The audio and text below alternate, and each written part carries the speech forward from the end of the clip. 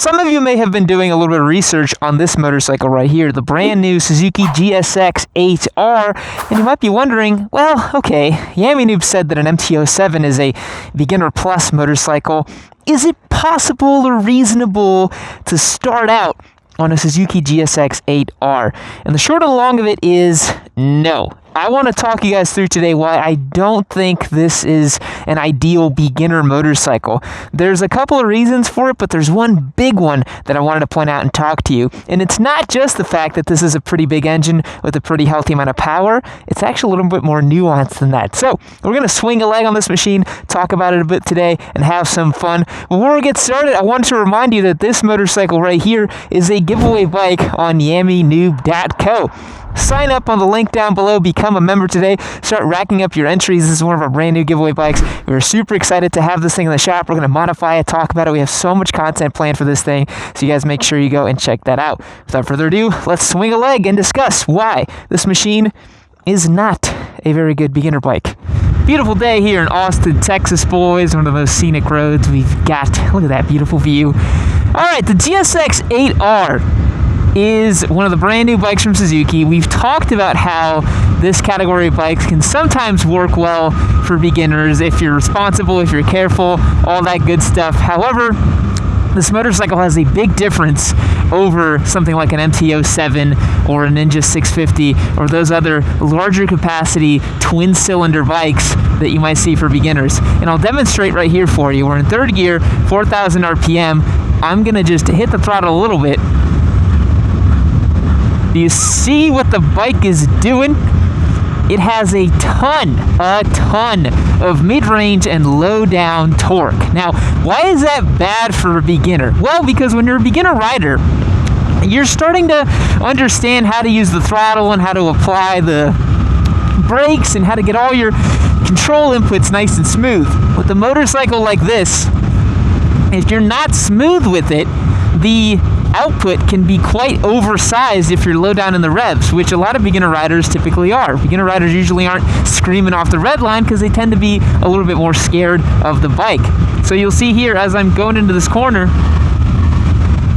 you know, if I'm not sure of myself, if I maybe just add a little too much gas there, just, you know, this is not really a conducive place to learn on a motorcycle, right? And I think that you should definitely get a bike that is going to be friendly and a little bit more conducive to mistakes. And I don't think the GSX-8R is very conducive to mistakes. I think this bike actually bites back kind of hard because of the way that it makes its torque in the low and mid range. Now, for experienced motorcyclists, that makes this bike a lot of fun. It means that you can really work the gearbox and kind of use that power because it is a very tractable, usable engine. And to be honest, Suzuki did not really tune it any differently in this sporty application. So this basically is a naked bike engine, an ADV engine first. It's a very flexible platform that works really well, but it doesn't build power progressively. You know, you look at something like a Ninja 400, it's got a very linear, progressive power band, very smooth, easy on the bottom end. This thing's geared and set up in such a way that it hits really hard from low down. I mean, check this out. I'm going to put this bike into third gear here, right? I'm 2,500 RPM. It really boogies. It moves forward quite assertively. And that's not a good idea for beginner riders. I'll give you guys a fast and dirty rule when it comes to your beginner bike, okay? Doesn't mean you have to follow this. Everybody follows their own path. This is just best practice that us experienced motorcyclists have collected over the years in forums and YouTube comment sections and those sort of things. And here it is. You ready?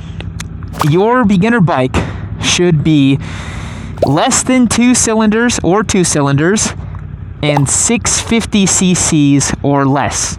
If you get a bike that combines those two categories, you have usually a good beginner bike. Now, some notable exceptions, of course.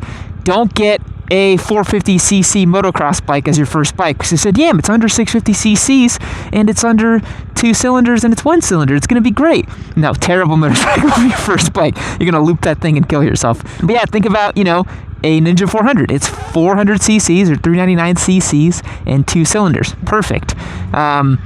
Consider a SV650, one of the venerable motorcycles that people often consider in that beginner plus category. 645 cc's and 2 cylinders, making it really adequate for a beginner rider. So that's why the GSX-8R, when you consider that it's a 776cc twin-cylinder bike, and the way that it's geared and the way that it's been tuned so torque forward, this is definitely what I would consider a great second motorcycle. It's a little polite and pedestrian for a second motorcycle, in my opinion. I would normally like to see a beginner rider step up into the 100-ish horsepower category for their second bike. You think of bikes like the MT-09 might be a big jump from Ninja 400, but something in that kind of 75 plus horsepower, which I guess this kind of fits into. But I think you can handle something a little bit more spicy once you've had maybe like a year and a half on a Ninja 400, maybe 15 to 20,000 miles. You've done a track day or two. You've really enjoyed yourself. Did maybe an extra course or something. Kind of applied yourself to the art of motorcycling, and it feels pretty good. So. Yeah, the other thing about the GSX-8R that is not super conducive to being a beginner bike is the weight. Riders come in all shapes and sizes, and despite the motorcycling industry thinking that every rider is 5'10" and 170 pounds, which is what they spring these motorcycles for and design them around, some riders are short, some riders are tall, some riders are much stronger than other riders, and I think for the vast majority of people, I think especially if you're a woman, you don't want a bike that weighs as much as this motorcycle. This motorcycle tips the scales at 452 pounds. It's quite porky. Compare that to an MT-07 that weighs a little over 400. That's a big difference. That's over 10% difference in weight. That's not nothing, A Ninja 400 tips the scales at a little under 340 pounds, if memory serves me correctly. So 100 pounds less than a Ninja 400 is what we're talking about. 100 pounds more than a Ninja 400 is what we're talking about for the GSX-8R. And that's going to make a big difference. If you drop this motorcycle, yes, there's techniques to be able to quickly lift it up, but a beginner rider typically is going to be all out of shape, and they're not really going to be thinking too much about, their correct technique to pick up the motorcycle, that sort of thing. They're probably going to forget all that stuff and then try to pick it up, and if it's super heavy, they're really not going to have a good time.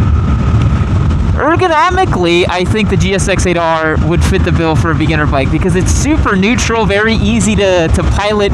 I don't really feel like I'm compromising much with ergonomics as a beginner bike, but that really doesn't tell the whole story, right? Like, just because this thing is nice and comfortable to sit doesn't mean that a beginner wouldn't feel uncomfortable on it in terms of the power output and the overall vibe of the motorcycle. I think as well the fact that the GSX-8R is a bit of an expensive bike, to be honest, also makes it not great as a beginner bike.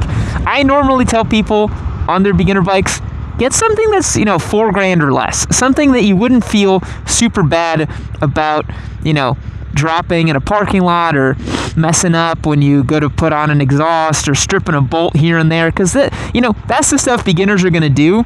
Obviously they're going to drop the bike and do that sort of thing. But at the same time, a big thing that beginner riders do is just kind of break their bikes because they don't know what they're doing, right? You might try to get it up on a rear stand and you drop it, or you strip a bolt, or you go to change the oil and you mess it up somehow. And little bikes just tend to be more forgiving for stuff like that, and it's not a huge deal if you break something, right? Like if you snap a bolt on a Ninja 400, it's like, dude, whatever, just extract it, get another one. It's not a huge deal versus, if you do that on a Street Triple or a GSX-8R, it's not so nice, right? It's not so fun to do that. And look, it's not to say that everybody should start on a 50 horsepower, little bike or something like that, which, to be honest, 50 horsepower and 400 cc's in a lot of places in the world is considered a proper motorcycle. Places that have little 110cc bikes and stuff like that, I think that some people could certainly handle this as a first bike, but it's like, why tempt fate, or why believe that you are better than others, right? Like, there's a lot of hubris and ego when it comes to people thinking that they can just jump on a 600 or a 1000 or a GSX-8R, and they're like, yeah, like, I can handle that. I'm a man. Like, I got it. But we've built the progression of bikes such that it is easier. You know, you're going to have a more fun time and easier time jumping on a little bike and enjoying it, and if you just jump on a big bike and try to survive and try to learn, because your learning curve will be a lot less steep if you get a smaller motorcycle, right? If you were to, instead of getting a GSX-8R, let's say you got an Ninja 400, you're going to be a more accomplished rider faster on that bike than you would on the GSX-8R, because you'll be able to push it more. You won't be as scared of the machine. You'll be able to, you know, use it in the way that you want to use it, you know? Which certainly isn't getting stuck behind some random Tesla. But you might find that happens to you when you're in a Ninja 400 as well. So guys, I think the power output of the GSX-8R is just not appropriate for a beginner rider. Remember that rule I told you guys, the 650cc or less, 2 cylinders or less, 75 horsepower or less, and try to get a bike that's under 420 pounds or something like that, you know? If you stick to those rules, you will usually find a motorcycle that will be a great fit for you, and you'll be able to really enjoy it, try it out, have a lot of fun with it, and yeah, you know, I think the GSX-8R's overall vibe is a super solid style of motorcycle to pick for your first bike. Pick something that's comfortable, agreeable, economical, simple like this motorcycle, and you'll have a really good time on your first bike.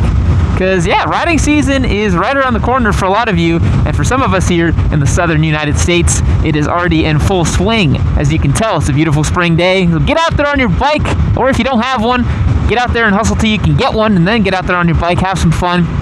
We need more motorcyclists in the world, and that's what this channel is all about. So if you want to support the show and get entered to win this awesome GSX-8R, head over to yammynoob.co, sign up, become a member, join our Discord. We can answer all of your motorcycling related questions with our beautiful community we have over there, and get started and have some fun. We'll catch you guys in the next one. See you later. Keep watching Yammy Noob.